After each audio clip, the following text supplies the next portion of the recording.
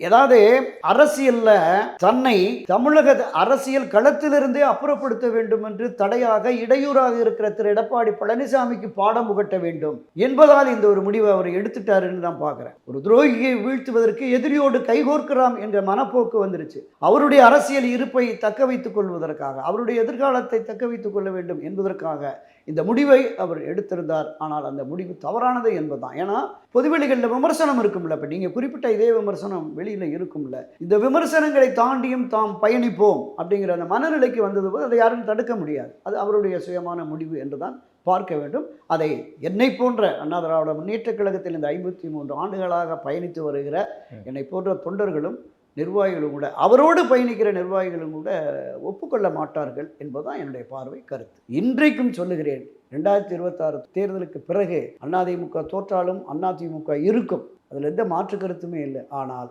அதில் இருக்கிற ஏராளமான நம்முடைய அரசியல் எதிர்காலம் முக்கியம் என்று கருதுகிற 40 வயதுக்கு கீழ்ப்பட்டவர்கள்லாம் அணிமாறி விடுவார்கள். திமுக தாவேக அப்படின்னு போயிடுவாங்க. ஏனென்றால் இந்த தேர்தலில் வெற்றி பெறவில்லை என்றால் இன்னும் 5 ஆண்டுகள் போராடி அதிமுகவை ஆட்சிக்கு கொண்டு வருவதற்குரிய வல்லமை, ஆளுமை எடப்பாடி பழனிசாமிக்கு இல்லை என்பதை அவர்கள் உணரத் தொடங்கி விடுவார். அதனால தான் சொல்கிறேன், ஒரு பெரிய பின்னடைவு, சரிவு மீண்டும் அதிமுகவுக்கு இருக்கிறது. அதை மீட்டெடுப்பதற்கு, அதிலிருந்து வெற்றி பாதைக்கு அழைத்து செல்வதற்கான வியூகங்களை இன்றே இப்போது திரு எடப்பாடி பழனிசாமி எடுத்தால் தப்பிப்பார், இல்லை என்றால் அவ்வளோதான்.